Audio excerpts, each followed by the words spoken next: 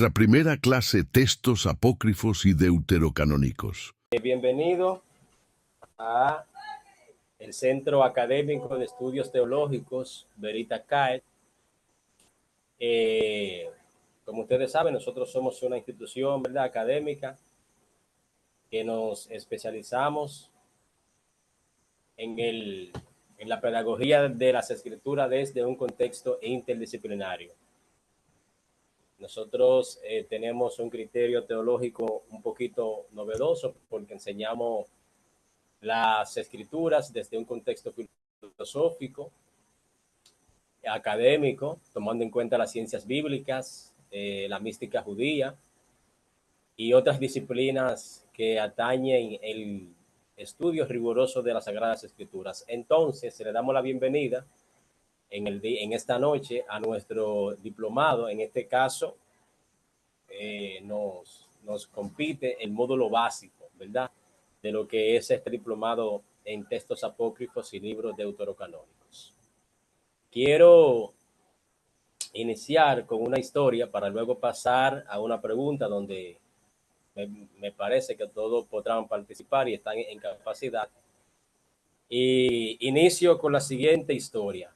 En una ocasión, en Alejandría, había un joven escriba llamado Eleazar, al cual se le confirió la responsabilidad de custodiar y transcribir algunos textos, preferiblemente textos bíblicos, ¿verdad?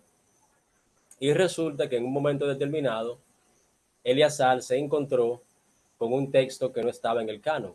Cuando él procedió a leer el texto, se encontró que el texto hablaba de esperanza, hablaba de fe en el Creador y tenía también una línea histórica bastante interesante. Él tomó el texto, lo llevó donde su jefe inmediato, su maestro, el maestro lo revisó, lo leyó y luego le dijo que ese texto era muy interesante y que era uno de los textos que hablaban también de las personas que en un momento de la historia buscaron al Creador. Lo que quiere decir esto es que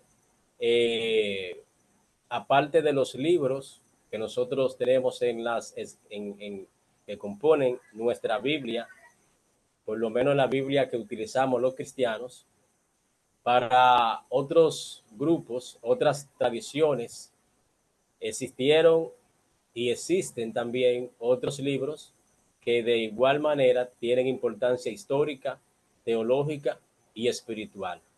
Y que por lo tanto, nosotros en calidad de cristianos que aspiramos a hacer una defensa de nuestra fe con elegancia, ¿verdad?, con un carácter riguroso de lo que es la coherencia, tomando en cuenta la historia, la teología y la hermenéutica, pues debemos también interesarnos en asumir el compromiso de saber realmente qué tienen estos textos y por qué las diferentes tradiciones que también creían en Jesús como el Mesías y buscaban a Dios, que practicaban el teísmo, también estos textos a ellos le interesaron. En este diplomado vamos a analizar los diferentes cánones, vamos a ver realmente cuáles dentro de la tradición, entiéndase la tradición católica, el judaísmo, el cristianismo, la iglesia ortodoxa, que cada tradición, o en el término sociológico, cada religión tiene su, digamos, su canon. Vamos a entender el porqué y las implicaciones teológicas que tiene esto para el cristianismo y para la tradición de manera particular.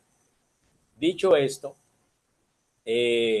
vamos a comenzar con una pregunta que yo le voy a hacer a ustedes y quiero su opinión. Las escrituras dicen en el libro de Timoteo, ¿verdad? No recuerdo el versículo ahora, pero me parece que Timoteo 3:16. Si no es así, ustedes ya saben, lo pueden buscar. Donde Pablo le hace una recomendación a Timoteo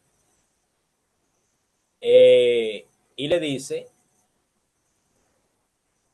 que todas las escrituras, aunque ahí hay una variante textual que vale la pena que nosotros la señalemos, que toda escritura que es inspirada por Dios, le dice el rabino Pablo al joven Timoteo, ese es la pronunciación correcta dentro, tomando en cuenta la antigüedad de los manuscritos, ¿verdad?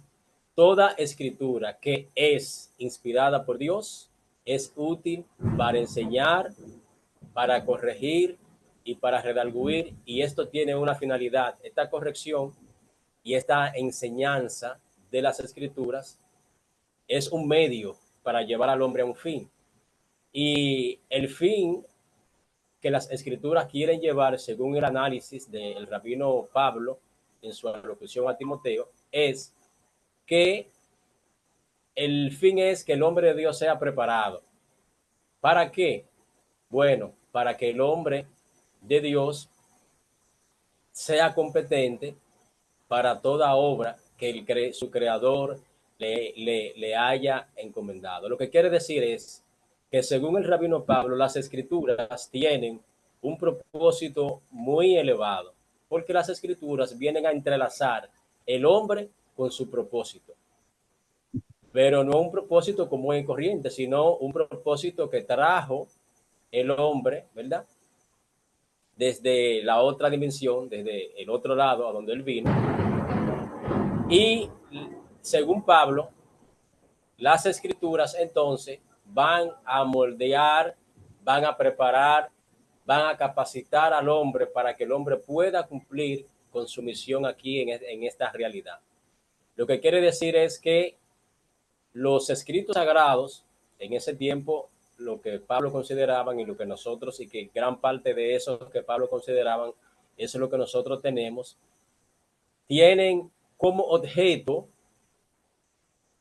proporcionar al hombre de recursos para que el hombre pueda llevar a cabo la voluntad de su creador. En función de eso, las escrituras es mucho más que un libro de cultura, tal como lo postulan el ateísmo intelectual y lo postulan, ¿verdad? Los agnósticos que dicen que la Biblia es un libro más de cultura. En ese sentido, y con la descripción que le acabo de dar, las escrituras se colocan incluso por encima del razonamiento y del entendimiento humano porque conecta, como le dije, el hombre con su propósito eterno, brindándole desde la visión paulina los recursos que el hombre necesita o necesitará para cumplir con su trabajo. Las escrituras vendrían siendo, le hago esta analogía para que usted pueda comprender.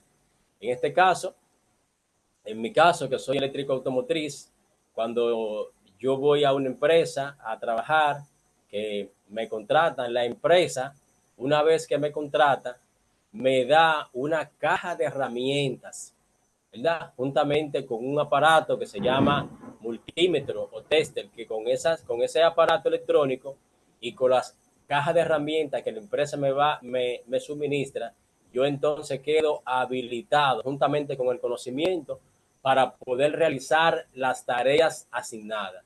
Si la empresa me contrata y yo puedo tener quizás el conocimiento, pero si la empresa no me suministra las herramientas pertinentes para yo realizar los trabajos que se presenten dentro de ella, no podré realizar el trabajo. Por lo tanto, las escrituras en ese contexto vienen a dotar al hombre, ¿verdad?, de herramientas para que el hombre pueda cumplir con su propósito. Dicho esto, paso ahora al siguiente nivel, para analizarlo juntamente con ustedes y vayamos en este recorrido tan maravilloso. Pablo le dice a Timoteo que toda la escritura que es inspirada por el Creador es útil para enseñar y para corregir con la finalidad de que el hombre de Dios sea enteramente preparado y habilitado para toda buena obra. La pregunta en cuestión a que le hago a ustedes, y van a levantar la mano y quiero que lo analicemos entre todos. Cuando Pablo hace esta alocución en el siglo I, el Nuevo Testamento todavía no estaba terminado, ni siquiera estaba iniciado su desarrollo. Por lo tanto, para el cristianismo, que nosotros, ¿verdad? Tenemos una Biblia con 66 libros, tenemos que observar que en el momento en que Pablo le hace la recomendación y el mandato imperativo a Timoteo, el Nuevo Testamento no existía. ¿Verdad? Ok, partiendo desde ahí. Entonces, la pregunta en cuestión, para que la analicemos entre todos, ¿a qué escrito Pablo se estaba refiriendo? Porque el Nuevo Testamento, y eso es algo que los cristianos debemos de tomar en cuenta, ¿a qué escrito Pablo se estaba refiriendo cuando él le dijo a Timoteo que todas las escrituras que es inspirada por Dios es útil para redarguir y para enseñar? Es importante que nosotros aclaremos esto, no en calidad de cristianos, porque el Nuevo Testamento, que forma parte de la Biblia cristiana, en ese tiempo no existía. Entonces, partiendo de ese análisis exegético e histórico, vamos a comenzar a dar nuestros primeros pasos en este diplomado. Entonces, quiero dar la palabra a ustedes para que ustedes se expresen, para que ustedes me ayuden ahí y me digan qué pasa ahí. O sea, cuál escrito entonces se consideraban inspirados, por qué razón Pablo le hace esa aclaración a Timoteo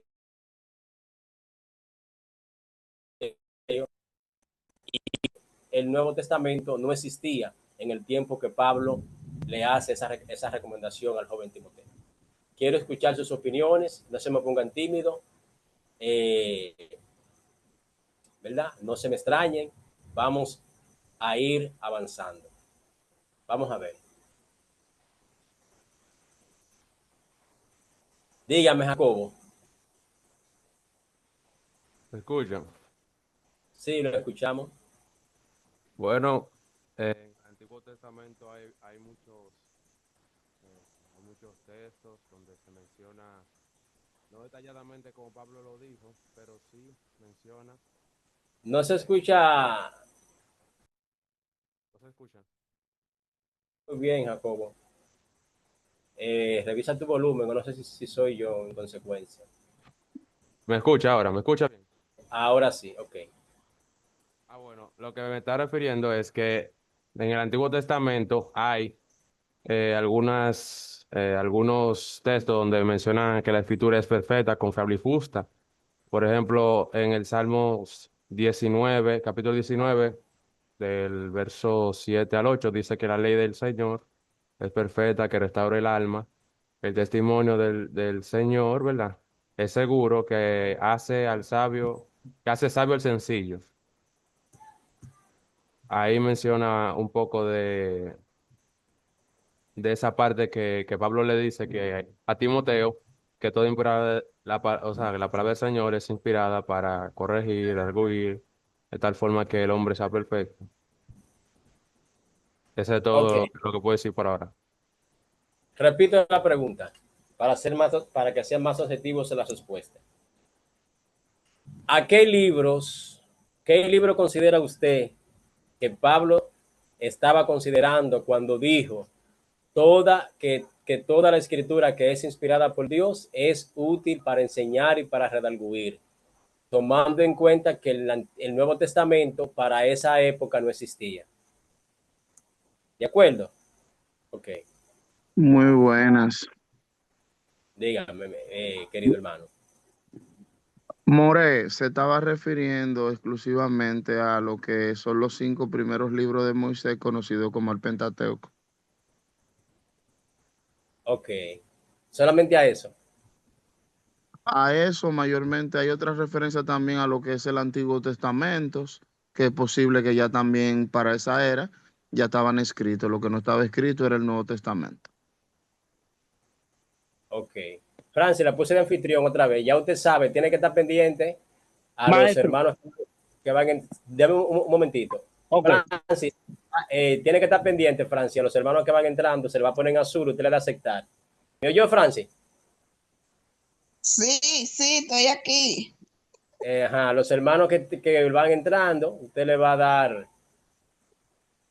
dar aceptar. Cuando yo le diga que me ponga de Sí. anfitrión, me pone para poner la diapositiva y luego pasarla a usted, que no quiero que se vaya la luz y que se caiga la transmisión. Ok, la persona, discúlpeme, ministro, la persona que tomó la palabra puede tomarla ahora.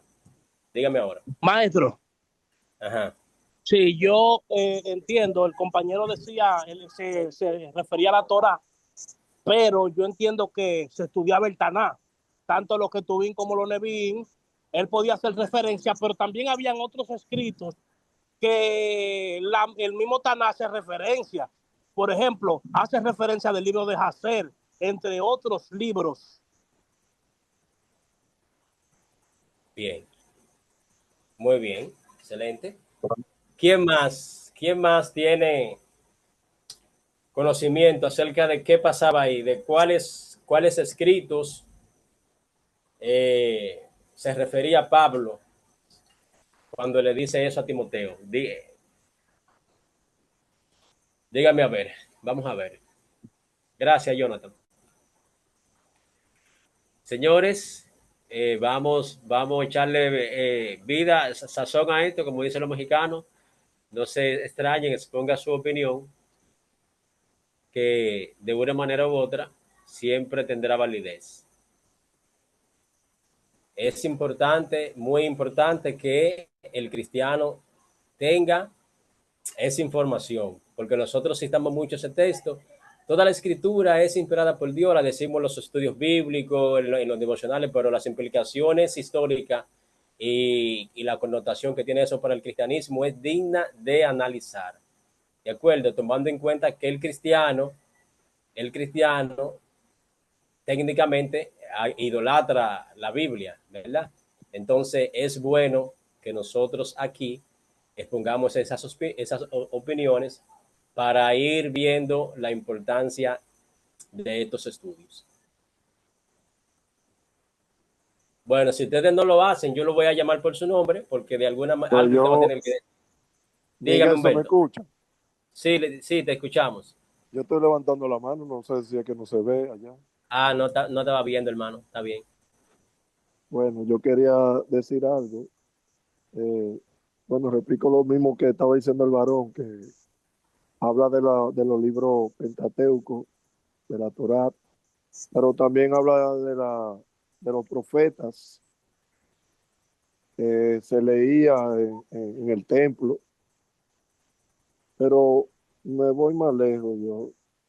Eh, Pablo está haciendo énfasis en que la escritura que es inspirada por Dios es útil para redarguir, aún la escritura que han de venir, digo yo. O sea, toda la escritura que es inspirada por Dios es útil para redarguir, instruir, enseñar y corregir.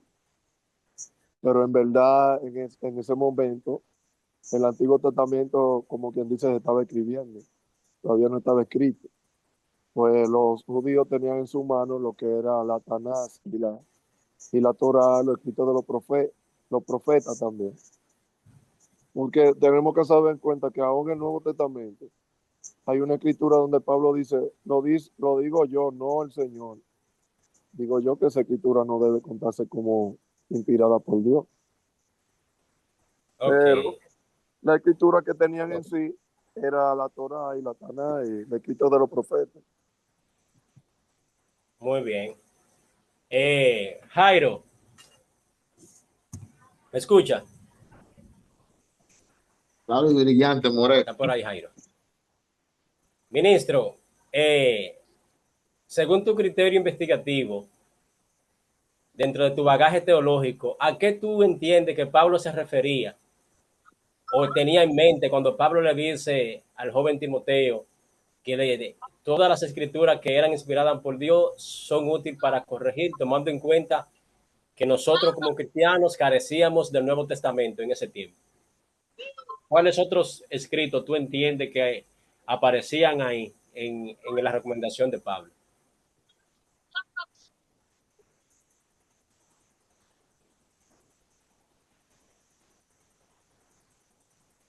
Me Eso es moré, para mí, profesor. Para Jairo Benítez, Jairo. me moré. Según yo he investigado, no se refiere a lo que es el Nuevo Testamento porque todavía no estaba eh, en composición y aún Correcto. Pablo en su mentalidad nunca pensó de que su escrito iban a ser tratados como inspiración como nosotros hoy en día lo tenemos.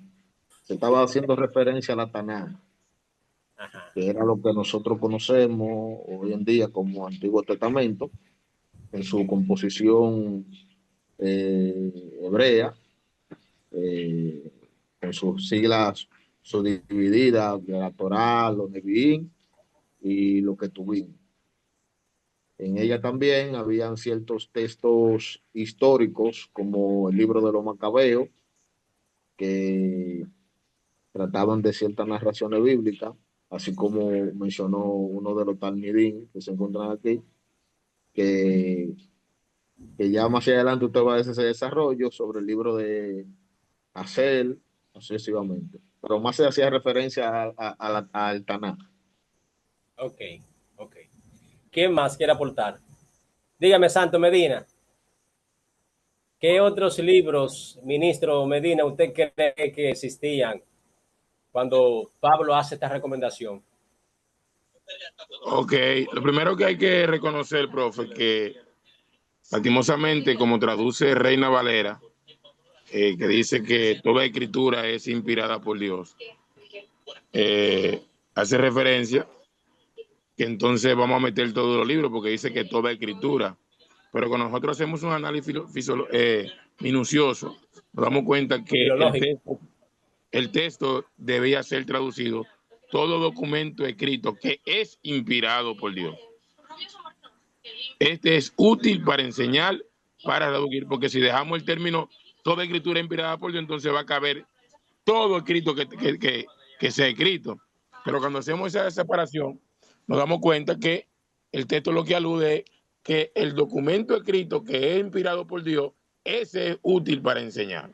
Entonces, haciendo referencia, como decía el hermano, no se había escrito todavía el Nuevo Testamento como lo conocemos, sino que se conocía tanto lo que conocemos como el Antiguo Testamento, el Tanakh, como mencionó el hermano, pero también, circundante a eso, rodeaban el entorno de muchos libros históricos, ¿verdad?, que hacían énfasis en el Antiguo Testamento, como estaba el libro de No, porque no, estaba los libros que usted lo va a mencionar, el cual nosotros llamamos que son apócrifos deuterocanónicos, pero ya eso lo vamos a dejar más para adelante porque no podemos sabotear la clase. Ok. No, pero está bien. Mi hermano, Wander, pero ¿tú te llamas Santo o Wander? Wander. Mi nombre verdadero es Santo, pero el nombre que ya me conoce todo el mundo es Wander. Te bendiga, hermano y amigo. Profesor, un gusto estar aquí. Amén, amén, igual. Bien, entonces Sí, me habló Nietzsche, el hermano Santo, vamos a ver quién más, que hay muchas Miguel, voces agradables. Dígame. yo creo que tome en cuenta que según la gramática que vemos ahí, dice que toda la escritura, no globaliza todas las escrituras, o sea, en plural, aparece la, no las escrituras. Correcto. Bueno, al principio yo señalaba ahí la variante textual, ¿verdad? Que existe ahí, cómo debe de leerse, así como después lo señaló el hermano Santo. Anteriormente yo le dije a ustedes que ese texto tiene una variante textual. Yo utilizo ese término porque no me gusta decir error, por respeto a las escrituras. Una variante textual que se debe de leer correspondiente a los manuscritos más antiguos que rezan que toda escritura que es inspirada por Dios, ¿verdad? Toda escritura que es inspirada por Dios es un fin para llevar al hombre a la preparación para que el hombre pueda cumplir su propósito. Entonces, lo que ustedes, ¿verdad?, han expresado es que está dentro del marco de la realidad, porque todos estamos de acuerdo, como dijo Napoleón, que las historias son los hechos del pasado con los cuales todos estamos de acuerdo. Pero hay que tomar en cuenta un detalle. Número uno, ustedes tienen que entender que Pablo era un judío, aunque era de la diáspora, pero era un judío que vivía según las tradiciones de su pueblo. Timoteo también era judío. Usted dirá, yo sé que en la mente de algunos van a decir, bueno, profe, él era judío y su padre era griego. Tienen que tener cuidado con ese aspecto, porque la revelación neotestamentaria, entiéndase el Antiguo Testamento, le llama gentil y le llama griego a los judíos de la diáspora por un asunto de prejuicio, ¿de acuerdo? O sea, que necesariamente el papá de Timoteo no era un griego de nacimiento gentil, pudo haber sido un judío de la diáspora, porque los judíos locales, los que estaban dentro de Judea, que vivían según la tradición, le llamaban griegos a los judíos de la diáspora porque practicaban o hablaban como ellos y en algunos casos no vivían según las tradiciones. Bueno, dicho esto, Timoteo fue judío, es judío, ¿verdad? Las escrituras dicen que fue instruido por su madre y por su abuela, que eran judíos. Para usted tener una mejor comprensión acerca del ambiente cultural y pedagógico que se está describiendo ahí, tiene que estudiar realmente el contexto histórico de la pedagogía infantil en el pueblo hebreo, donde se enseñaba especialmente como libro central lo que es la Torá, ¿verdad? Pero hay que entender en que en el momento en que Pablo desarrolla este discurso, el canon todavía no se había cerrado. Y como dijo Wander y como dijo otro compañero, circundaban muchos otros libros, escúcheme bien, que para los judíos también eran considerados sagrados. Usted puede ver un ejemplo que en el Nuevo Testamento aparecen referencias a esos libros. Por ejemplo, el Nuevo Testamento tiene referencia al libro de Enoc, ¿verdad?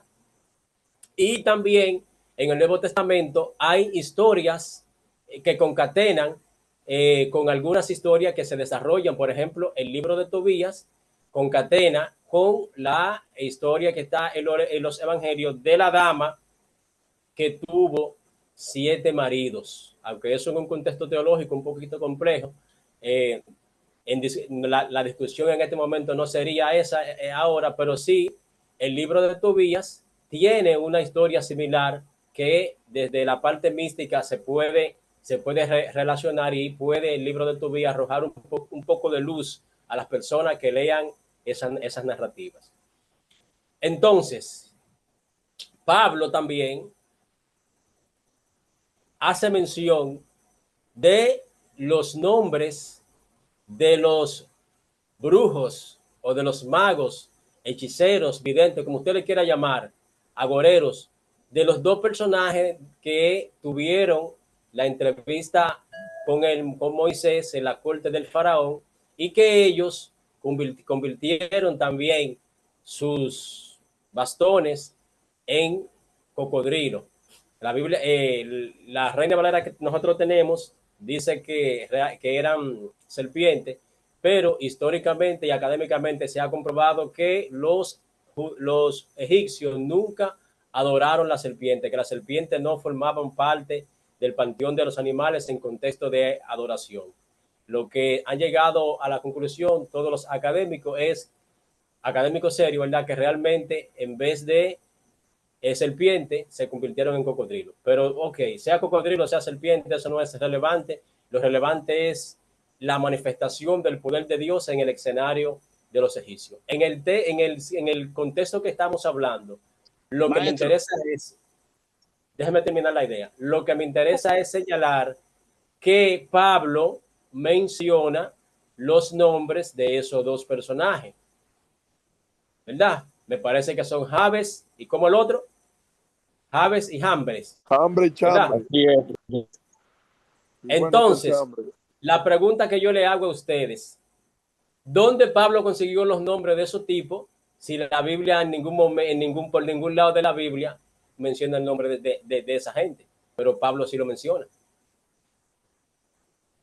Están confiados por dónde estamos nosotros caminando, porque habían otras literaturas en el contexto histórico y teológico que eran aceptados en el mundo judío y que por lo tanto, dentro de la inspiración de lo que nosotros tenemos hoy como la Biblia, van a aparecer influencias, citas y referencias de los libros que el cristianismo rechaza.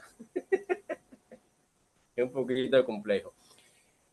Bien, entonces, dicho esto, vayan colocándose, ¿verdad? Para que ustedes vayan entendiendo la importancia. Hay una persona primero que tú, Humberto. La importancia de conocer estos textos, ¿verdad? Desde un punto de vista, como le hablé ahorita, teológico e histórico y un contexto espiritual. Vamos a darle la palabra al ministro que dijo maestro ahorita, que le dije que me dejara hablar. Dígame, ministro.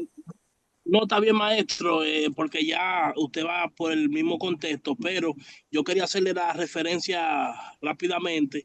Cuando usted hablaba Ajá. de la serpiente, ellos no la adoraban como un dios, pero la tenían como un símbolo de sabiduría, ¿no? Porque, Sí, por ejemplo, no, en la cultura egipcia, ellos la tenían, especialmente el faraón, uno de los asuntos que se ponían en la cabeza. Tenía el símbolo de la serpiente, que era símbolo de sabiduría, y ahí ellos se consideraban como semidioses. Pero tú sabes, porque yo creo que tú diste mitología conmigo, tú sabes que la serpiente es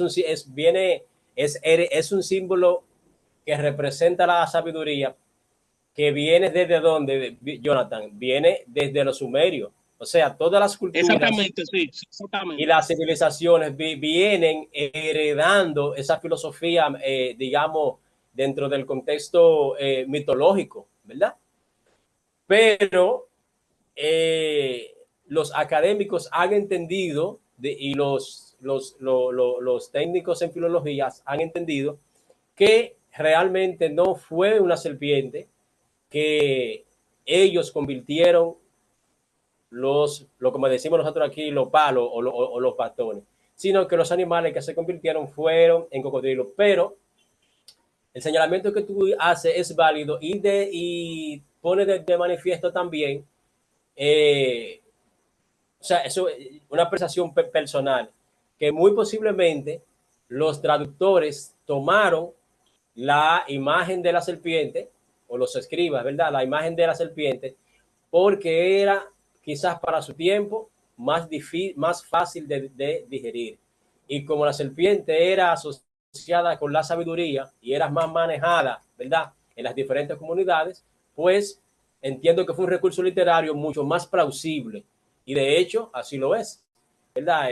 Incluso queda tan más fácil de pronunciar y más fácil de usted estigmatizarlo en su psiquis, la serpiente, que el cocodrilo. Pero en términos reales y académicos, realmente lo que aconteció ahí, el animal en cuestión fue el cocodrilo. Pero ya vuelvo y le digo, eso no es relevante. Lo relevante es la supremacía, porque el evento, lo que desde un contexto teológico, lo que quiere poner de relieve es la supremacía del Dios de Israel sobre el Dios de los egipcios. Eso ahí estamos claros, ¿verdad? Bien. Le paso la palabra a Humberto. Dígame, Humberto. Sobre esa parte que tú estabas hablando, que de dónde sacó Pablo esas escrituras. También hay otra parte que dice, él hablando como a los cretenses, como dicen sus profetas, cretenses, mentirosos. Dime, ¿tú de dónde sacó eso? Bueno, ahí ya él apeló no a literatura, sino a un regionalismo. Ese era un dicho, eh, o un refrán, mejor dicho, que existía dentro de la comunidad intelectual en Creta y en Grecia. Realmente que esa gente eran tenidos por irresponsables y eso pululaba y él apeló a eso. No, no como recurso literario plasmado entre líneas, sino en este sentido ya como refrán que se desarrolló en, una, en un terreno geográfico determinado. Muy bien, entonces, queridos hermanos y hermanas, vemos la importancia, ¿verdad?, de manejar el conocimiento de estas literaturas y ver y entender el contexto histórico, teológico y espiritual que estos libros tenían para las diferentes comunidades y las diferentes tradiciones que compartían o no. Y también resaltar el miedo, o usando un lenguaje más técnico, la fobia que por muchos años el cristiano le ha tenido a esos libros. Recuerde que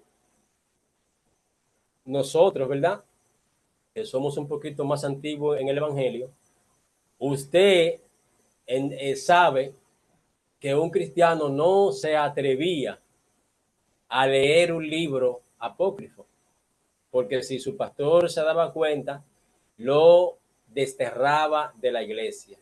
Y también es un poquito doloroso expresarlo, pero hay que ser sincero, que gran parte de la comunidad cristiana de antaño satanizaba la Biblia católica porque decía que la Biblia católica contenía 5 libros que no son inspirados y que por lo tanto la Biblia católica no es creíble, no era plausible porque esos libros en el contexto de ellos dicen que no son de Dios. Entonces ahí cometían una incongruencia porque no estaban evaluando el contenido, ¿verdad?, como tal, en este sentido, el espíritu de la Torá, sino más bien estaban evaluando la literatura. Y eso entra entonces en contradicción con el concepto que nosotros tenemos realmente de lo que significa la palabra del Señor. Entendemos que la palabra del Señor está, o sea, nosotros la podemos encontrar en la Biblia, ¿verdad? En la Biblia, como texto sagrado, como literatura sagrada, contiene la palabra de Dios, o sea, que la contiene.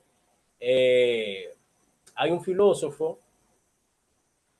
caramba, no recuerdo el nombre ahora, que es un poquito polémico, que él dice que la Biblia no es la palabra de Dios.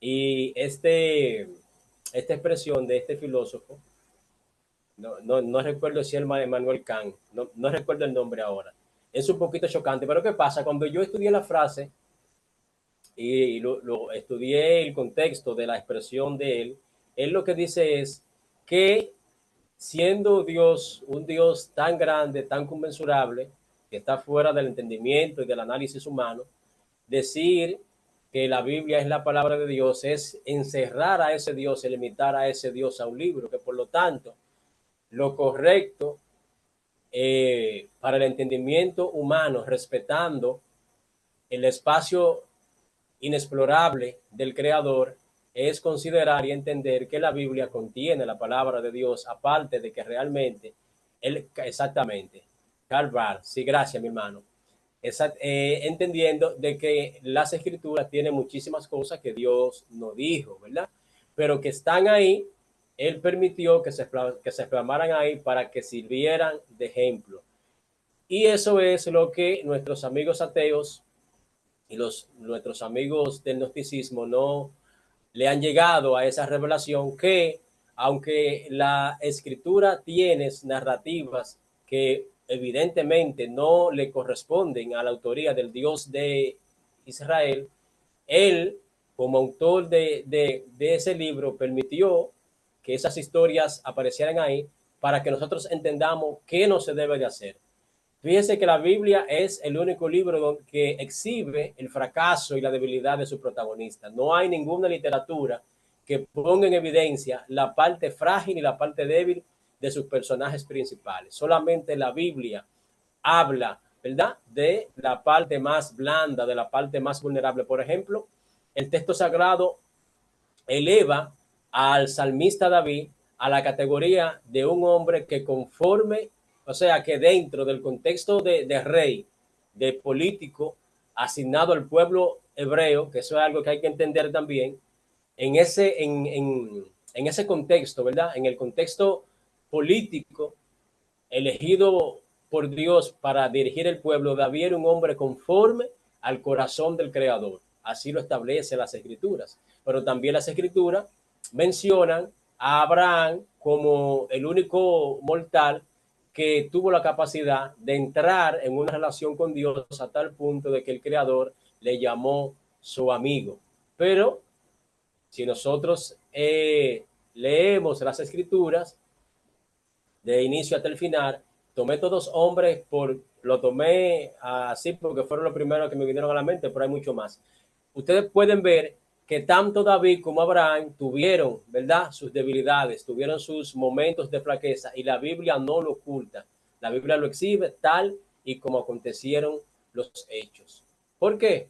Bueno, porque la intención de las Escrituras no es emancipar el derecho de ninguna persona en particular, sino de reflejar la gracia y la misericordia, la soberanía y la intención del Creador, ¿verdad? Y poner de manifiesto la mentalidad humana que Dios, a través de su pedagogía histórica, lo que ha hecho es tratar con el hombre y ir construyendo al hombre desde la parte social, psicológica,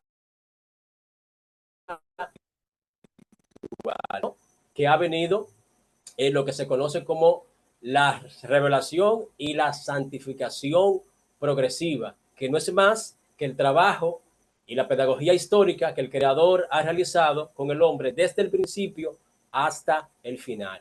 Y esa metodología, ¿verdad?, en las Escrituras y esas intenciones es lo que coloca a las Escrituras por encima de todas las literaturas del planeta. La Mil y una noche, las obras de Ovidio, el poema de Muna Elish, todas las literaturas sagradas importantes y todos los clásicos literarios importantes están por debajo del texto sagrado, porque, como les decía ahorita, según la recomendación de Pablo, la descripción que hace Pablo con relación a las Escrituras, es el único libro en el planeta que se encarga de darle recurso al mortal para que éste cumpla con la asignación que trajo de otra realidad. No hay ninguna literatura en el planeta que cumpla con esas exigencias ni que tenga además esos recursos, solamente las Escrituras. ¿Alguien me levantó la mano por ahí? Vamos a darle paso. Ok, pues vamos a seguir. Señores, dígame, ministro Santo. Sí, siguiendo la misma temática que usted lleva, cuando usted hace la pregunta de qué libro cita el apóstol Pablo o de dónde saca estos adivinos, agoreros, en este caso Janes y Hambre, quizá a un evangélico como nosotros tradicional, que nunca hemos leído o por así algún libro apócrifo, como usted decía, porque se enseñó que esos libros no se podían leer. Más sin embargo, nosotros sabemos ya que ese libro que Pablo citó o de dónde lo sacó, no es un libro que está, por así decirlo, bajo el canon bíblico como se elaboró.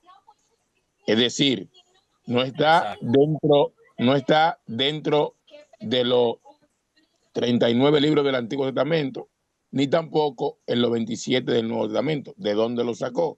Bueno, cuando nosotros analizamos y leemos otras fuentes, vemos que esa cita que él toma se encuentra en un Targum, en este caso, en el Targum de Jonatán o de Pseudo Jonatán. Ahí se encuentra la referencia, y allí el Pseudo Jonatán, y allí también hace referencia que estos dos muchachos eran hijos creo que de Balaán, por así decirlo. Ajá, de Balaán, el que le dio la recomendación a Balac. Ok, ese es mi aporte, profe. Gracias. Sí, gracias, Wander. Muchas gracias. Sí, podemos ver ahí entonces la importancia, Wander y los demás, que si Pablo, que era un intelectual de la época, ¿verdad? Era un rabino, se auxiliaba de esas literaturas y de una manera u otra, al él mencionarla en su discurso, en su predicación, eso entiende que él le daba crédito. Usted no va a utilizar citas de ninguna literatura que usted no reconozca, ¿verdad?, su autenticidad. Entonces, el hecho de que Pablo tomara citas y diera nombres para dar enseñanza, quiere decir que como judío, al final de todo, Pablo también contemplaba o tenía la idea de que esos escritos también eran importantes. Ahora bien, un detalle que estaba esperando que ustedes me dijeran, le hago la pregunta a los que han estudiado un poquito más en los institutos. ¿De qué libro, o sea, cuál era la Biblia, por así decirlo, porque obviamente no era, vamos a hablar correcto, cuál era la literatura sagrada, pero para que usted entienda, la Biblia que se usaba, que se estaba usando en el momento que Pablo le dice a Timoteo, tomando en cuenta que estábamos en el siglo I, lo que tiene un poquito de historia. ¿Cuál era la literatura que se estaba usando cuando Pablo le hace la recomendación a Timoteo acerca de que los escritos inspirados son para elevar al hombre? ¿Qué Biblia estaba en circulación? ¿Cuál se usaba? ¿La Pechito? ¿La Dios habla hoy? ¿La lenguaje actual? Había una versión en circulación. ¿Cuál era? Yo considero que era la Septuaginta, profe. Esa misma, ¿eh? Y la Septuaginta tenía los libros que la Iglesia Católica luego adoptó, pero es claro, eso lo vamos a ver más adelante, las diferencias de los cánones. O sea, sí, miren para acá. En la recomendación que Pablo le hace a Timoteo, la Septuaginta, que era el documento, la literatura sagrada que se estaba utilizando, estaban los libros canónicos. O sea que para la mentalidad de Pablo también los libros canónicos eran inspirados porque formaban parte de la literatura de la época.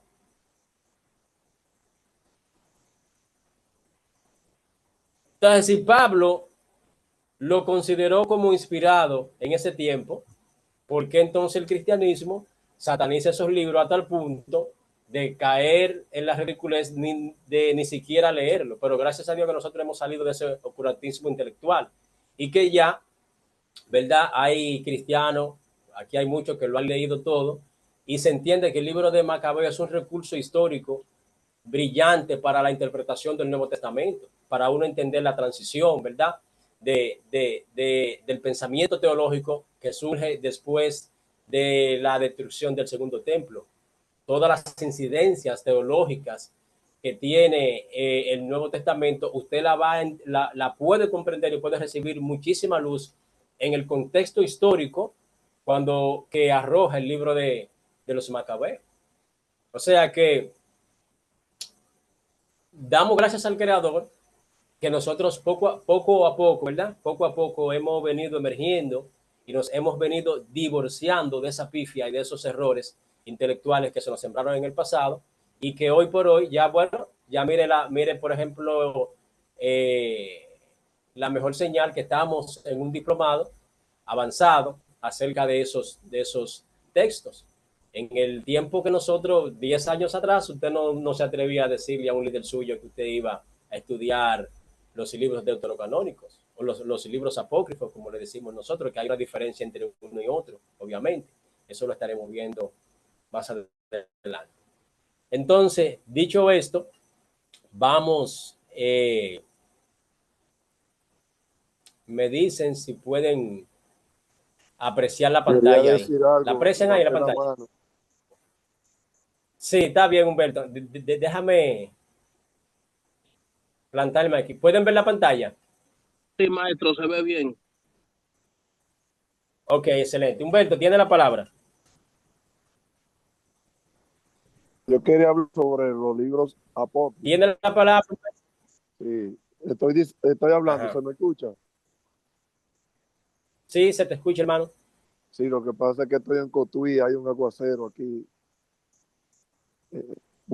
Ok, Decirle que Salomón construyó el templo y luego de 500 años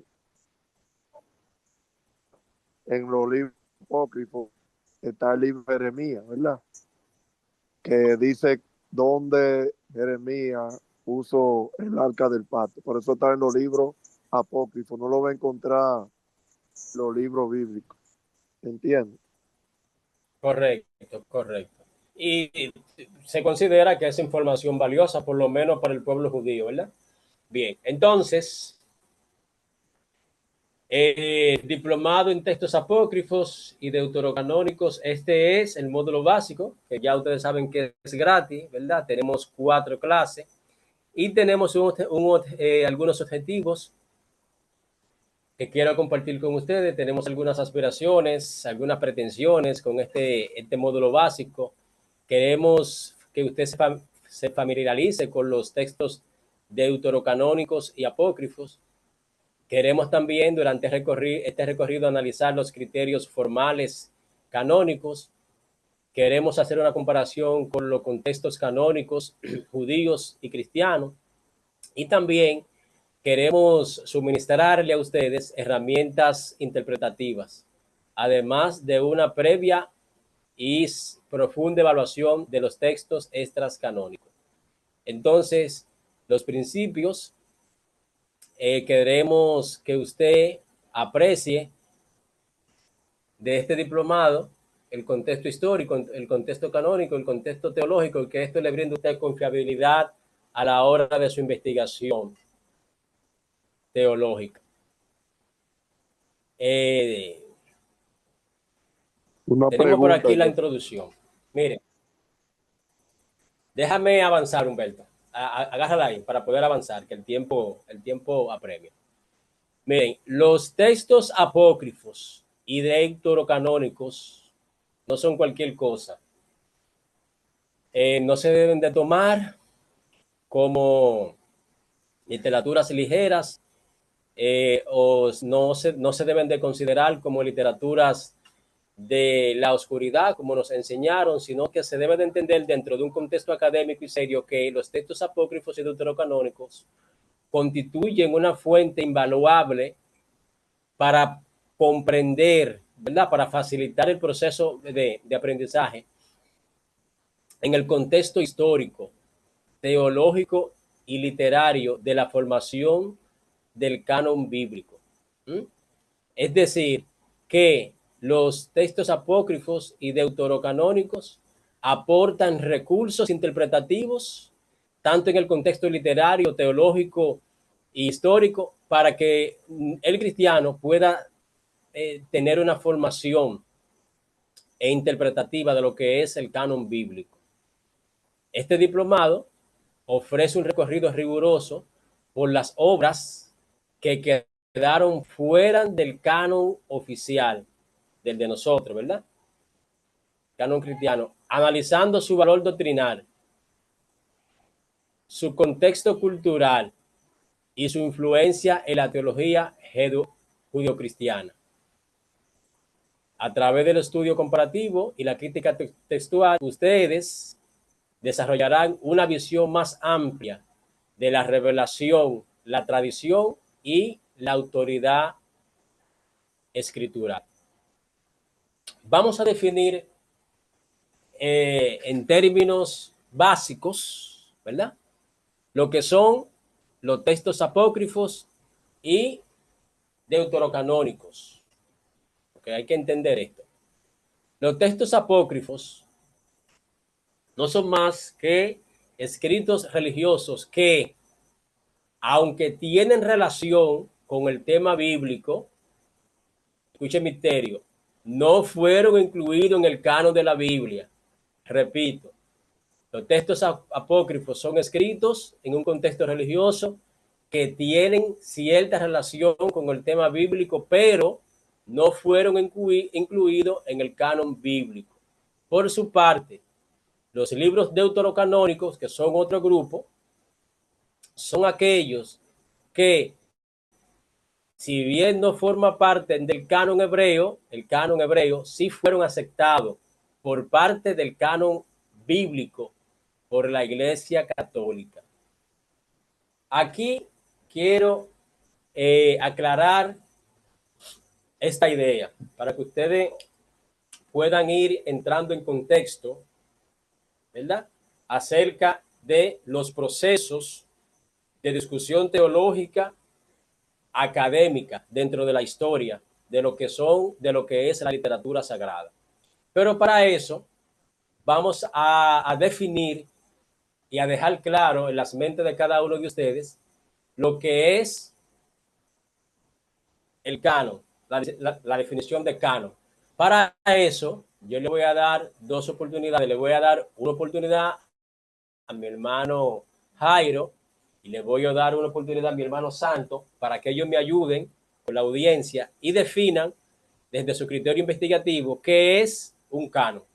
¿De acuerdo? Y Humberto, si quiere, puede aportar también. Le escucho. Jairo y mi hermano Santo y luego el hermano Humberto. Le escucho.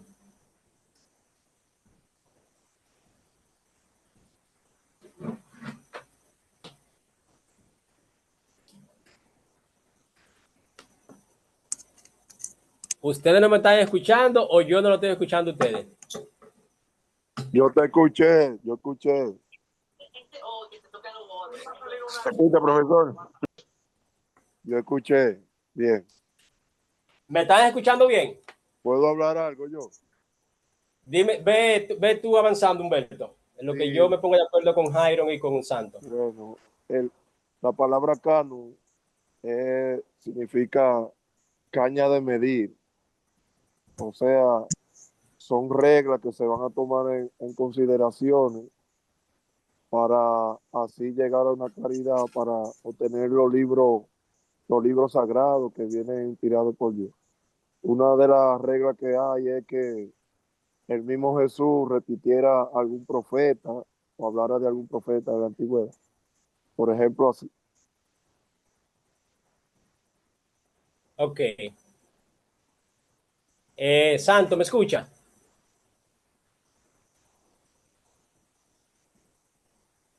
Ok. Sí, profesor. Ok, Santo. Ayúdame con la definición, según tu criterio investigativo, de lo que es un canon, para que entremos, sigamos en contexto. Un canon. Bueno, la palabra canon viene de la palabra, su etimología, la palabra cané, que así como decía el varón, significa regla de medir o medida, ¿verdad? Cuando no había cinta de medir, esto era lo que se usaba para medir o dar medida. Entonces, bajo el criterio del canon ya, en este caso lo que tiene que ver con los libros, es una regla, un trazo que se mide, donde se engloba los libros que para ellos eran inspirados en ese momento.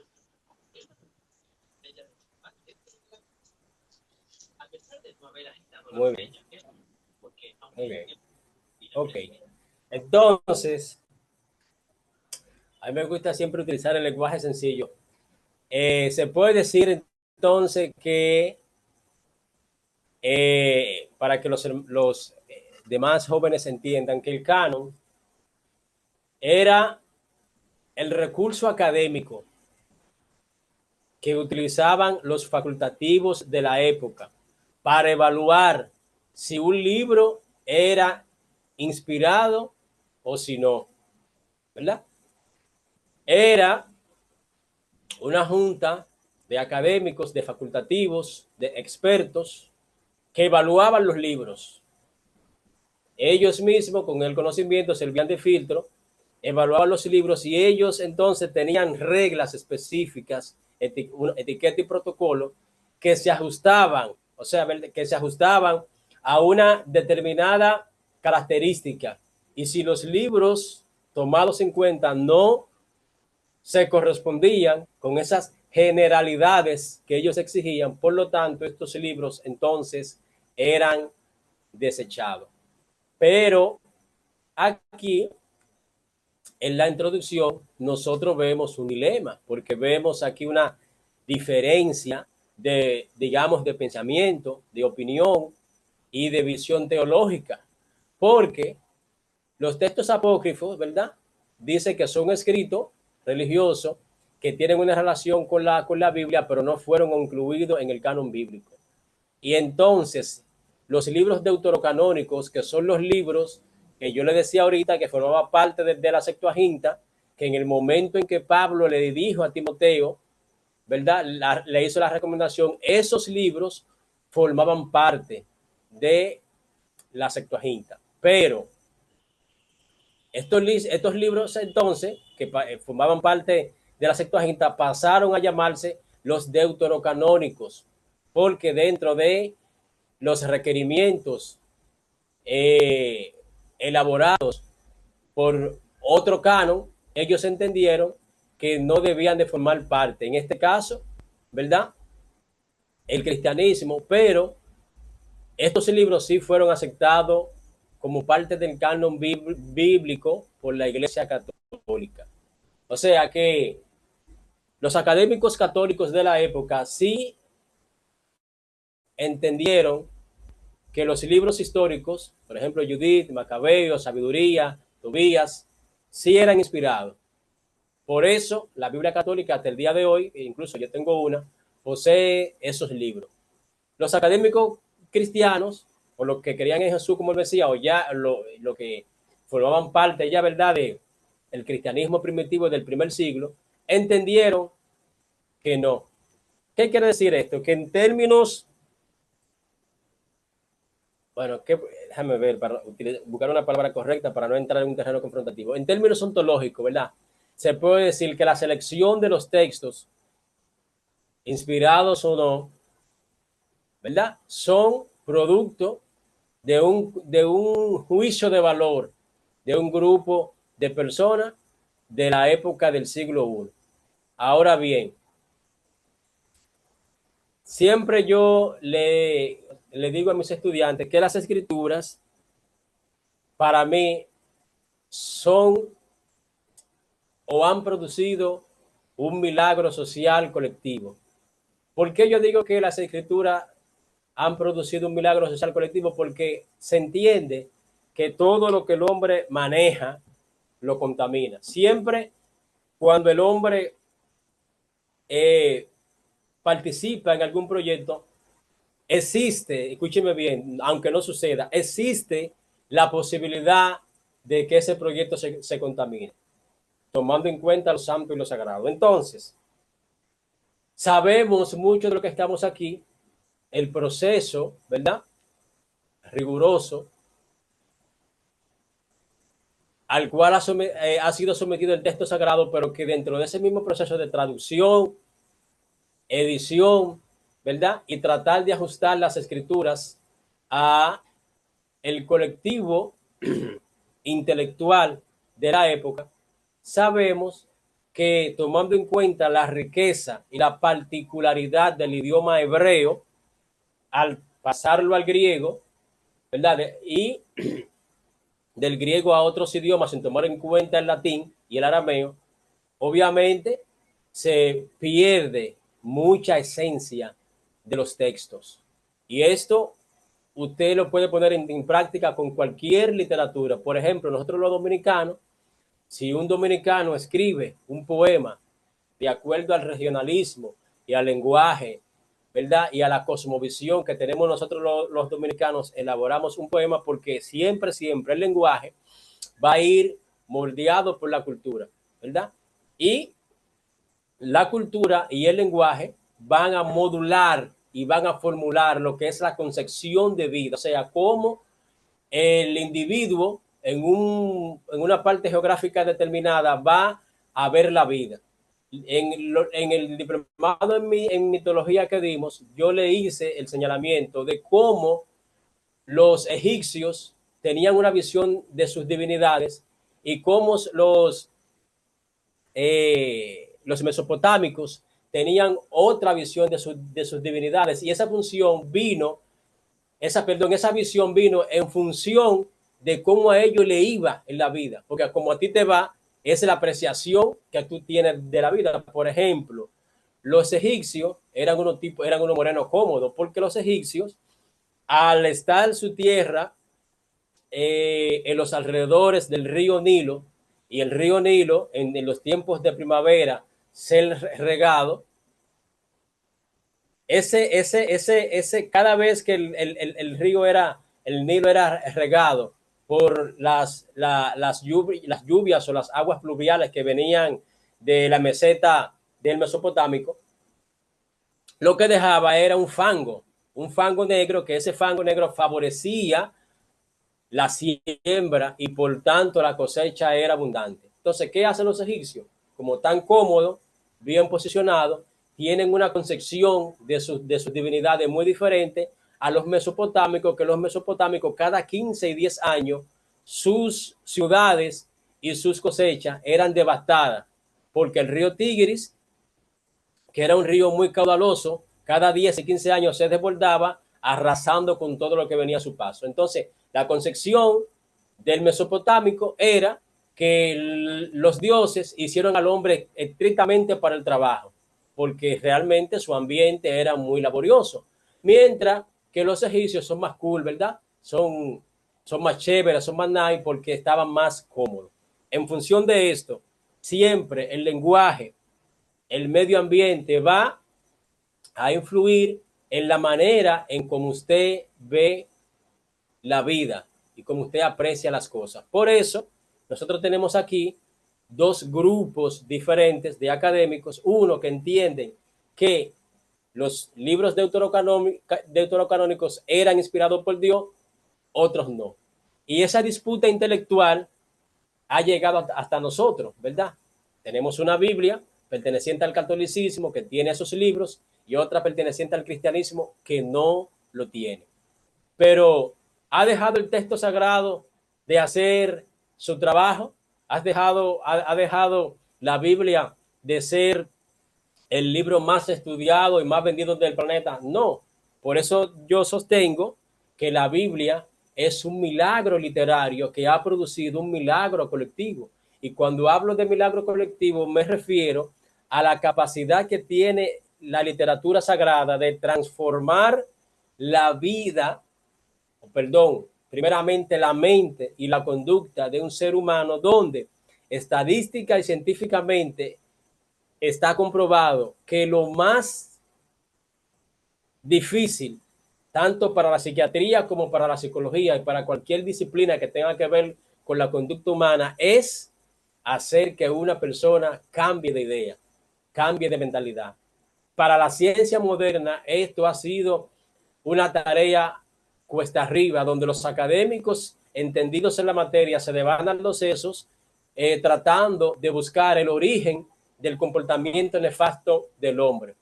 Más sin embargo, las escrituras pueden de una manera muy, digamos, muy eficiente colaborar con el proceso de cambio y transición de una conciencia en un menor valor para un valor más elevado. Denme un minuto para conectar la computadora que se me está por apagar.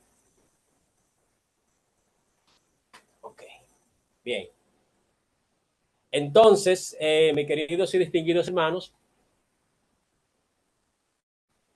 venimos aquí. Decimos que los textos apócrifos no son más que escritos religiosos relación con el tema bíblico, pero que fueron excluidos del canon de la Biblia. Por otro lado, tenemos los deuterocanónicos, que son el mismo grupo que pertenecía a la Septuaginta, pero ahora caen en esta categoría porque el cristianismo no lo asimiló, pero la Iglesia Católica, ¿verdad? Sí lo entendió que eran válidos por el simple hecho de que los hebreos así lo aceptaron.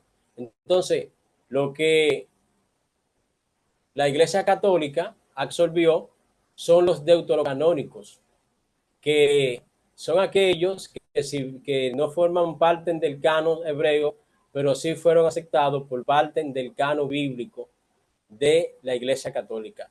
Lo que quiere decir que ontológicamente los libros deuterocanónicos son solamente para nosotros, deuterocanónicos, no para el cristianismo, no son para la Iglesia Católica, porque la Iglesia Católica lo adoptó como inspirado, lo que deja por sentado que el término y la expresión deuterocanónico solamente tiene acento en el cristianismo y otras tradiciones que no lo aceptan, ¿verdad? Formación del canon bíblico. Aquí quiero que ustedes presten un poquito de atención porque esto es muy interesante para que ustedes puedan aprender en términos históricos y en términos académicos el proceso de formación de los diferentes cánones.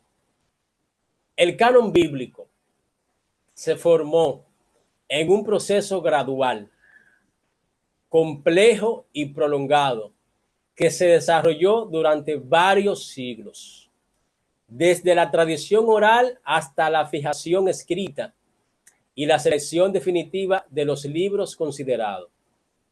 En el caso del Antiguo Testamento, el canon hebreo se consolidó progresivamente entre los siglos 5 antes del Mesías y el siglo 1 después del Mesías, a través del reconocimiento comunitario de aquellos escritos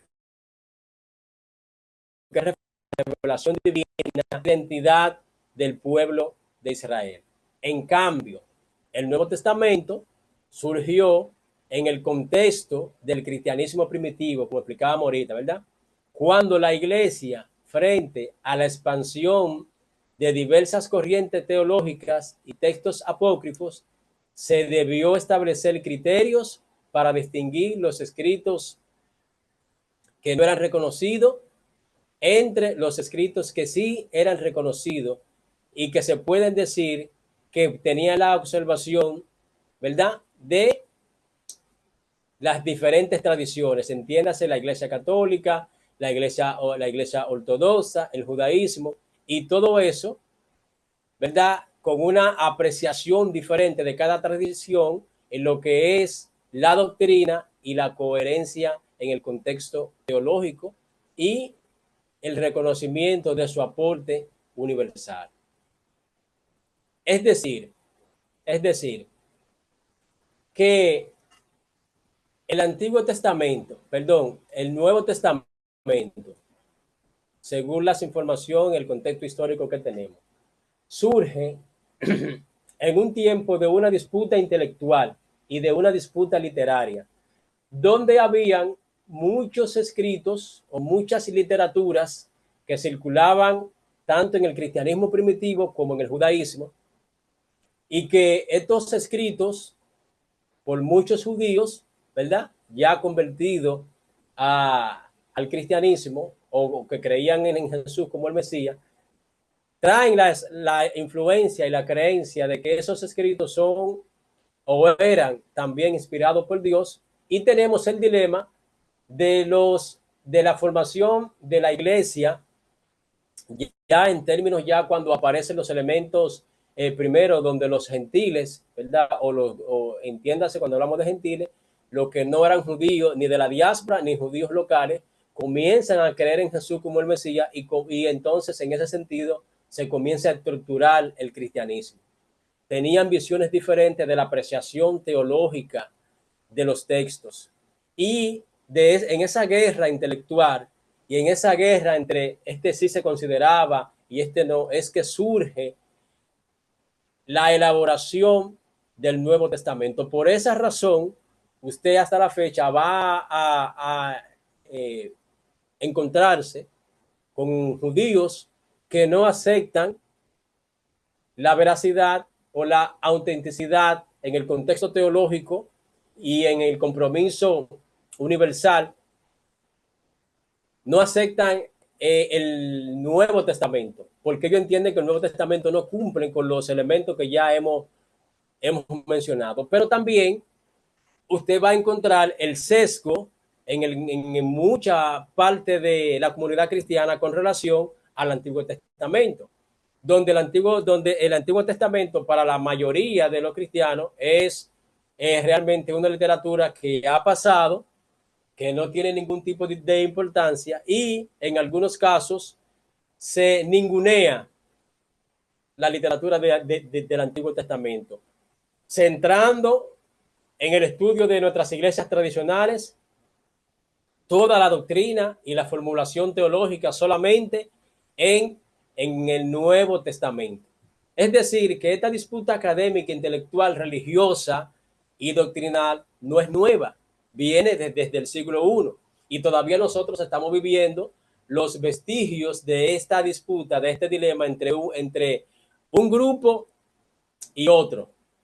Todavía tenemos cristianos, como les decía ahorita, que ningunean el Antiguo Testamento por considerarlo que ya no está en vigencia. Hay muchísimos cristianos que entienden eso, que el Nuevo Testamento no está en vigencia. Y tenemos también otras comunidades que no creen en la revelación y la autenticidad del Nuevo Testamento por las razones que le acabo de explicar.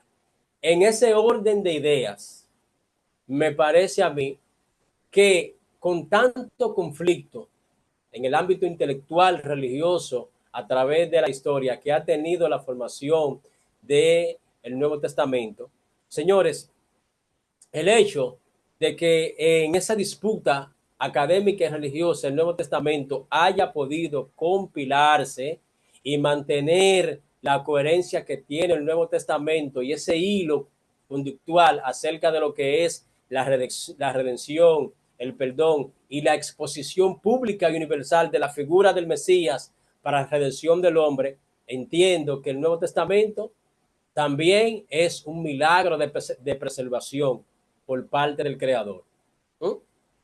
Y que nosotros, los cristianos, tenemos que, obviamente, cuando manejamos la información, tenemos que tratar mucho más serio lo que es la revelación neotestamentaria. Entender que su desarrollo, que su composición, estructura y desarrollo no se dio en medio de un concierto, de un devocional, se dio en un ambiente hostil, donde muchos libros circulaban y donde muchas personas tuvieron que ponerse de acuerdo. Hubo disputa intelectual, disputa religiosa, ¿verdad? Para poder conformar los 27 libros que hoy conforman la revelación neotestamentaria y que es una de las partes más estudiadas en el planeta, para bien o para mal. Cuando digo para bien o para mal, me refiero a que hay muchos que ponen en duda su autenticidad, ¿verdad? Y otros que creen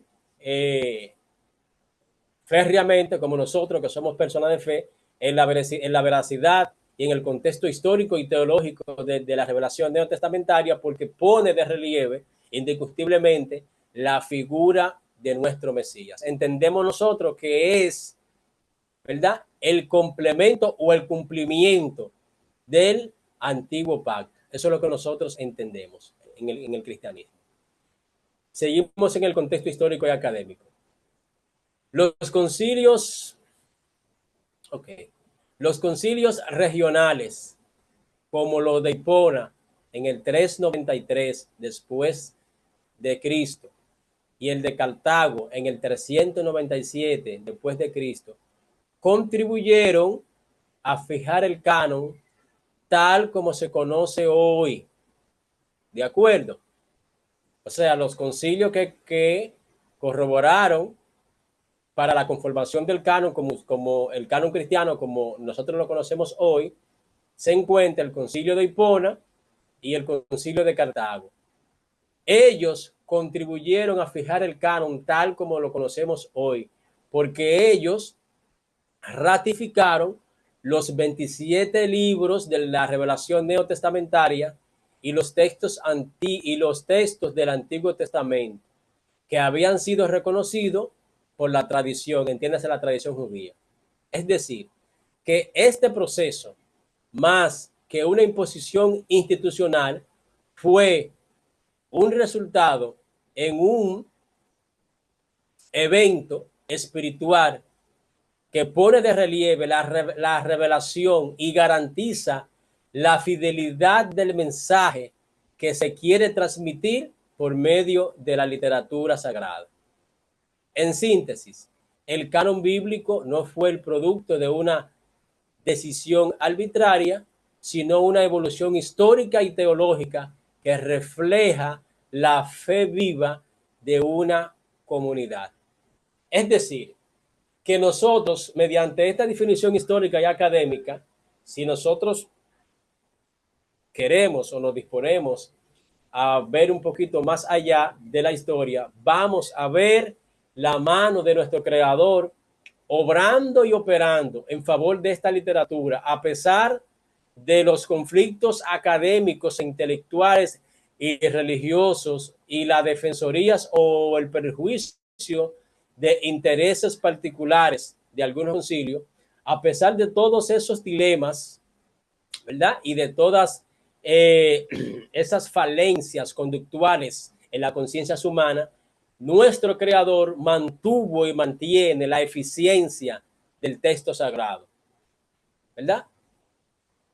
Produciendo este libro, la revelación de Jesucristo como proyecto divino, en consecuencia concatenando en la idea que expresó Juan cuando vio al Mesías que venía hacia él, que expresó y dijo las icónicas palabras: este es el Cordero de Dios que quita el pecado del mundo. Ya terminando, vamos a ver ahora las diferencias entre los diferentes cánones. Mire, tenemos el canon judío, tenemos el canon católico, el protestante y tenemos el canon ortodoxo. Ya dijimos que ya nuestros hermanos, ¿verdad?, definieron la palabra canon, que es el proceso de selección de los libros que se consideran inspirados y de los que no. Lo que se consideran inspirados para nosotros los cristianos es lo que forman parte de la Biblia que nosotros tenemos hoy. Para los católicos, ¿verdad?, que también tienen su canon, tienen la misma Biblia, pero adherido con los cinco libros que rechazó el canon cristiano, y para nosotros son deuterocanónicos, para ellos no, porque ellos lo aceptan. Entonces, el canon judío tiene la Tanat, o los escritos hebreos, como lo dijo un compañero ahorita. El canon católico contiene el Antiguo Testamento y el Nuevo Testamento y los 5 libros que también le mencionamos ahorita. El canon protestante tiene el Antiguo Testamento y el Nuevo Testamento y algunos libros de los deuterocanónicos que fueron incluidos. Me parece que en eso está el libro de Revelación y Judith. Y el canon ortodoxo, tiene el Antiguo Testamento, lo que tiene la Taná, tiene el Nuevo Testamento, pero también tiene varios libros deuterocanónicos. O sea que tenemos en cada selección, ¿verdad?, de estos grupos, cada grupo, cada tradición, para mejor expresión, tiene su visión acerca de los escritos sagrados, quedando el cristianismo con los 66 libros solamente con el Nuevo Testamento y la Tanakh, ¿de acuerdo?, el canon cristiano.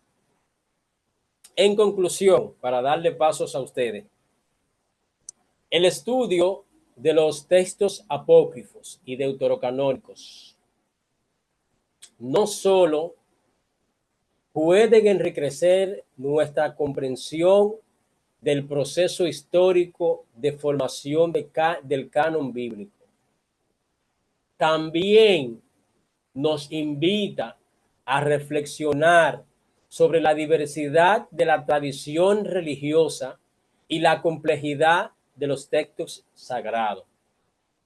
Al analizar estos escritos, este análisis nos ayuda a apreciar la riqueza y la diversidad de la literatura religiosa, tanto de la revelación neotestamentaria como de la revelación posttestamentaria, así como las diversas perspectivas teológicas que han surgido a lo largo de la historia.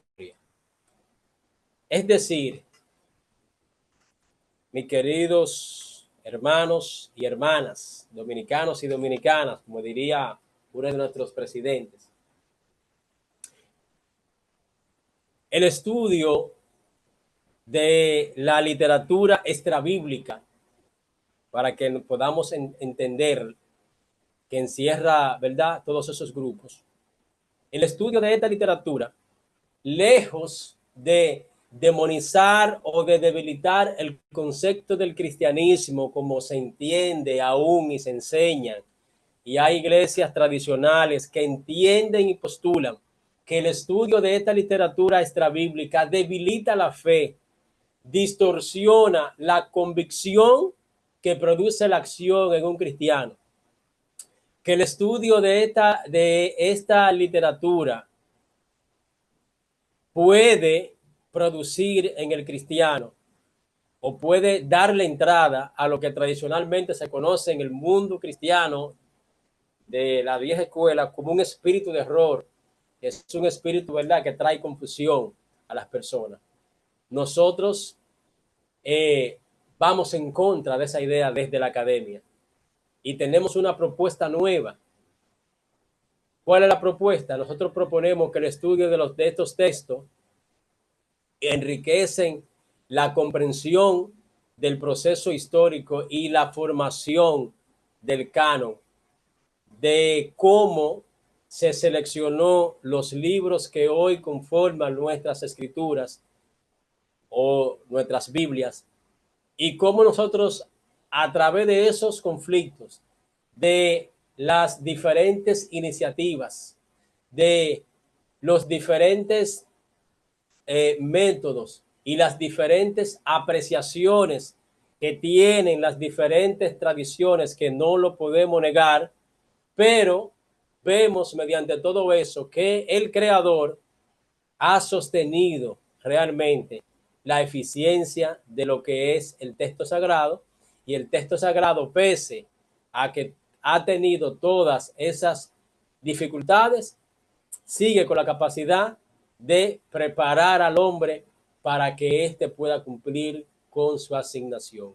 Por lo tanto, en esta primera clase, hermanos queridos, reitero la necesidad y la ventaja, ¿verdad?, y el beneficio de adentrarse en las lecturas, en la lectura de esta literatura para que nosotros podamos enriquecer o ampliar el panorama y la comprensión de la teología cristiana. ¿De acuerdo? Así que muchísimas gracias a nuestro creador por esta primera entrega de este módulo básico, nuestro diplomado en textos apócrifos. Y en este tiempo le vamos a dar paso a ustedes para que, si alguno de ustedes tiene una duda, la exponga, si tiene una pregunta o si tiene algún aporte. En este momento le doy a ustedes la oportunidad de que hagan sus aportes, sus preguntas o manifiesten sus dudas. Les escucho.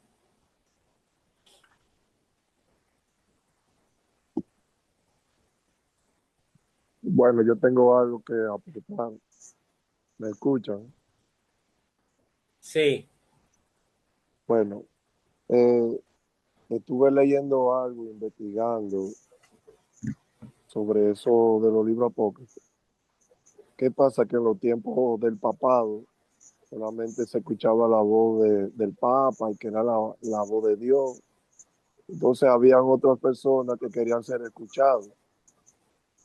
Y al ver que no podían ser escuchados de esa manera, ellos hacían unos escritos. No sé si ustedes conocen el libro de Magdalena. Entonces, ¿qué pasa? Que esa persona que quiso ser escuchada le puso ese nombre para que le pusieran atención a sus escritos y le pongan validez. Eso quería aportar. Ok. Si alguien más tiene alguna pregunta. Ok. Bueno, señores, pues, si no hay preguntas, entendemos, ¿verdad? Que está todo claro. Esa es la intención, realmente, de poder transmitir los conocimientos de la forma más sencilla posible, que usted entienda, para que usted Yo quería hacer una pregunta. pueda... Dígame, Humberto. El canon, mayormente, la regla la pusieron los judíos, fueron los judíos. Pero ¿cómo así? Que si es exclusivamente de los judíos. Sí, exclusivamente los judíos. No, porque nosotros estamos estudiando, por eso estudiamos los diferentes grupos y hablamos del canon de la Iglesia Católica, el canon ortodoxo, el canon judío y el canon del cristiano protestante. O sea que cada grupo, ¿verdad?, utilizó a su criterio y a su juicio la manera de evaluar las escrituras y determinar cuáles libros eran inspirados y cuáles no. No fue un proceso exclusivamente de los judíos, porque si hubiese sido exclusivamente de ellos, pues solamente tuviéramos el de ellos, en hebreo. O sea, entonces los 66 libros de ese canon, ¿quién fue que no ¿Perdón? tenemos nosotros? O sea, el que tenemos nosotros. ¿A qué canon pertenece? Sí. Al cristiano, al canon cristiano. ¿Quiénes fueron los que, o sea, tuvieron esa observación?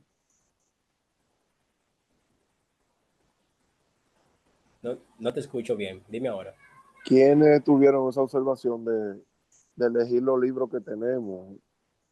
Oh, pero y no hablamos, Humberto, de los dos concilios que participaron. Sí, los dos concilios que usted dijo. Okay. El concilio de Cartago y Sí. el otro que no recuerdo ahora. Dos concilios. Los concilios eran las entidades autorizadas, o sea, eran entidades académicas con facultativos y personas con un nivel espiritual considerado, ¿verdad? Porque no vamos a fijarnos solamente en lo académico y lo intelectual. Se entiende que también eran personas de un nivel espiritual elevado para poder tener el discernimiento de interpretar cuando el texto es inspirado o no. Lo que pasó fue que, como le expliqué ahorita, como cada grupo tiene una concepción, una cosmovisión diferente, cada grupo entendió de manera diferente. Por eso, en el proceso histórico, hay tradiciones que aceptan unos libros, hay otras tradiciones que no. Pero eso no quiere decir que la tradición que no lo aceptaron esos libros sean malos. Simplemente fue que ellos entendieron que en términos de inspiración no debieron participar al canon cristiano, a formar lo que nosotros conocemos tal y cual como nosotros ahora tenemos la Biblia. ¿De acuerdo? Nosotros tenemos, O sea que, como tú sabes, hay otras religiones que tienen otros libros ahí, que no son los apócrifos, como los santos de los séptimos días. Tú sabes que tienen los libros de esos profetas. Y hablan cosas que nosotros éramos hay muchas religiones, ¿verdad?, que sus Biblias tienen libros que nosotros no aceptamos como inspirados y que realmente cuando usted lo lee, difieren mucho de la temática de las escrituras, por eso no están. Entonces, respondiendo a la pregunta tuya, los concilios que participaron fue el concilio de Hipona en el 393, después de la era común, y como te hablaba ahorita, el de Cartago, que el de Hipona Sí, fue que se me fue de la mente. muy El de bueno. Hipona y el de Cartago fueron los responsables de la elaboración del canon tal y cual lo tenemos hoy. Miguel, lo que Así entiendo que que, la señores, respuesta, la respuesta para eso es muy variante por las diferentes corrientes que hay. Ministro, yo tengo no, una no, pregunta también. no es variante porque tú me estás preguntando cuál es el responsable del nuestro. El nuestro tiene dos Sí, el concilios. nuestro. Te dije que el de Hipona y el de Cartago. Dígame, mi hermano Medina. Dime, Medina. En Inchi Castillo, Miguel. Ah, ok. Dígame, príncipe. Ministro, según el concilio, el canon cristiano, tenemos por normativa, por creencia, de que la Biblia tiene un conjunto de 66 libros. ¿Está correcto verlo así? Que la Biblia tiene 66 libros. Oh, pero a ellos fue que lo elaboraron. Así hasta Ahora, y hasta, oiga, ¿por o qué lo sea, digo, ministro? está correcto desde el punto de vista del cristianismo, porque nosotros lo hemos asumido así y tenemos, ¿verdad? Varios siglos así. Oiga, ¿por qué? Porque yo considero desde mi perspectiva, puede ser criterio propio, aunque otros más intelectuales que yo, aunque yo no lo haya sido, lo consideran que una carta no es un libro.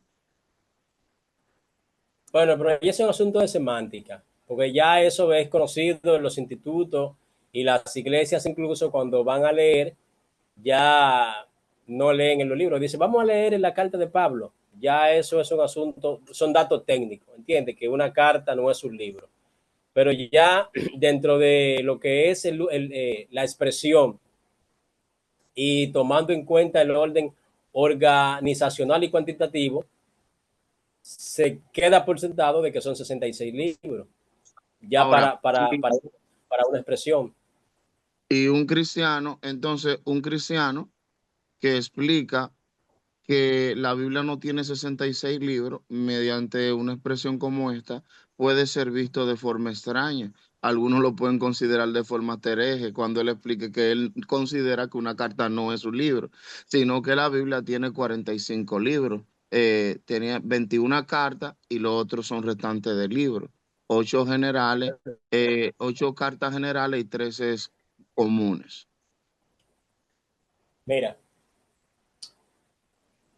la retórica es un recurso maravilloso para uno expresarse y para uno comunicar. Y uno tiene que observar la forma y el fondo. Realmente, una expresión de la naturaleza que tú la has definido está correcta en términos técnicos y en términos académicos, pero utilizando el amor de nuestro Señor Jesucristo, que es la recomendación primordial de nuestro Mesías, nosotros sabemos que lamentablemente tenemos muchos cristianos, muchos hermanos que no manejan esa información. Tú no le vas a complicar la vida a un nuevo creyente, ni le vas a complicar la vida a una persona quizás que tú estés enseñando en un campo, mire, dándole tanto detalle, pero tú en una enseñanza le dices a un hermanito sencillo que no ha tenido la oportunidad de ir a una universidad o de tener el bachiller aprobado, tú le simplificas la vida. Porque ya él tiene la idea, varón, ¿cuántos libros? 66 libros, sierva, mire, usted busca 39 aquí, 26 de allá. Porque tú no lo vas a enredar, no, que la carta, porque es una pérdida de tiempo. O sea, a resumida cuenta, lo que se busca es que el mensaje prevalezca. Y el mensaje va a prevalecer, ya sea en carta, sea en libro, como sea, ya eso es tecnicismo. Eso nosotros lo podemos usar nosotros aquí, la academia, lo que tenemos instituto, pero para explicación, o también podría ser que tú tengas en cuenta tu escenario, pero para hacer tu explicación más básica y entendible a un escenario general, la expresión más adecuada y para tú también salir más rápido del paso es tú decir que son 66 libros. Ya a partir de ahí, la misma persona en estudios que haga va a decir, pero esto no es un libro, es una carta. Pero, ok, ya está así. Eso tiene muchísimo tiempo que se entendió o se entiende de esa naturaleza. Y la expresión, la gente ya la tiene por sentada. Ahí no hay problema. Eso no ni va ni Muchas, viene. muchas Para gracias, mi Congreso, vida. para Congreso. Si no, eso no es relevante. Eso Ahí no, hay eso alguien más, nosotros. Miguel, que te está levantando la mano. Eh, Sí, Santo Medina. dígame, ministro, excuse. Dígame, mi hermano santo.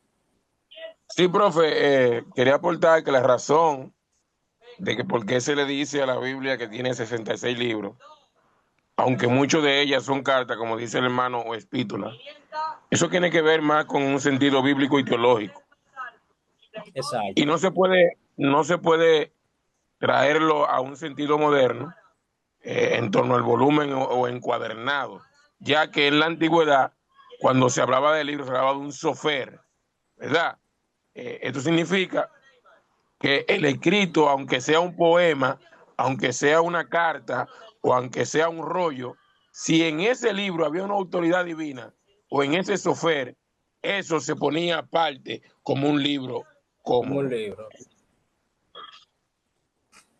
Mira, Wander, también otra cosa, voy a aprovechar que tú haces esa aclaración, que hay que tomar en cuenta es, hay un término, tanto en las ciencias jurídicas como en filosofía, que se llama anacronismo. El anacronismo es cuando tú utilizas un elemento antiguo para evaluar un elemento moderno o inverso. Así como tú explicabas, en términos modernos, ¿verdad? Tomando en cuenta el concepto de imprenta, el concepto de ortografía y toda la logística que implica ahora la elaboración de un libro. Obviamente, si tú le aplicas eso a las escrituras, va a caer a la conclusión que cae mucho, que no son libros, que son cartas. Pero el asunto está en que estamos evaluando las escrituras con un concepto moderno. Y las escrituras, un documento aproximadamente de 1500 años, escrito por más de 40 hombres en contextos diferentes, evaluarse con preceptos o con una filosofía moderna.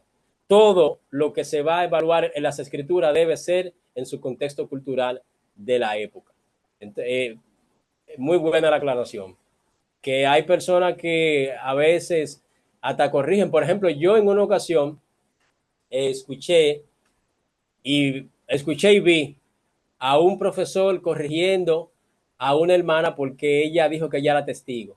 Él la corrigió y le dijo a ella, busque otra palabra porque usted no puede ser testigo. Y la sierva le preguntó por qué. Entonces le dice, mire, usted esa expresión está mal porque testigo viene de la palabra testículo y se utilizaba cuando en un negocio, ¿verdad? Para garantizar el cumplimiento de ese negocio, una parte, uno le apretaba los testículos al otro. O sea, que entendiendo que ese negocio se hacía entre dos masculinos. Entonces la sierva le preguntó, ¿y cómo yo debo decir? Y él no lo supo decir, porque él solamente, digo yo, que fue la exhibición del conocimiento, por la sierva incluso hasta se molestó. Y eso es totalmente contraproducente porque tú estás evaluando un término semántico adaptado a la época con un concepto arcaico. Eso es también anacronismo literario o anacronismo lingüístico. Y todo eso hay que tenerlo en cuenta a la hora de etiquetar o emitir una opinión acerca de las escrituras. Todo eso hay que tomarlo en cuenta. Sí. Sí, profe, ¿Quién más tiene otra pregunta? una de Okay. las Dígame, razones Medina. de por qué la gente ve los libros apócrifos y los libros deuterocanónicos es porque lo ve bajo nuestra cultura y no bajo la cultura y la época que se escribió el libro. Por eso usted va a encontrar que hay mucha gente que dice, no, ese libro está en contra de tal libro. Sí, porque tú lo estás leyendo conforme a tu cosmovisión ahora, no conforme a la cosmovisión Exacto. en la que se escribió. Sí, sí, sí, totalmente de acuerdo. Totalmente de acuerdo. Sí. Señores, ¿quién más? Allá Preguntas, dudas. aparece un libro apócrifo donde Tobí está hablando con un pecado ahí. Bueno, ya cumplimos, son las 10:04. Ya ustedes saben, seguimos con la clase número 2. El próximo viernes a la misma hora, entren temprano como ahora para que aprovechemos el tiempo. Así que ha sido un placer compartir con ustedes y esperemos que nuestro creador, si nuestro Mesías no viene en esta semana, nos dé la oportunidad de reunirnos en esta aula virtual. Vamos a orar y darle gracias a nuestro creador y nos vemos el próximo viernes. Padre, en el nombre de Jesús, nuestro Mesías, te damos gracias por tu amor y por tu misericordia y por la oportunidad y la posibilidad que tú nos has dado de poder analizar este contenido.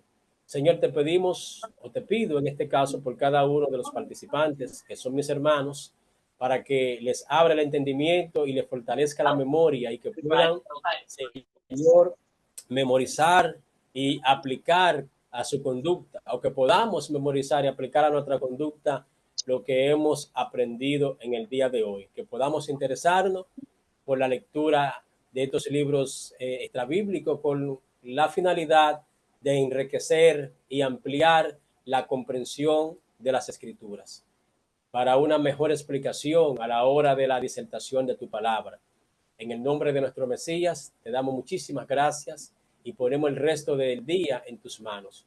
Nos despedimos de unos a otros con la bendición de nuestro Mesías. Amén.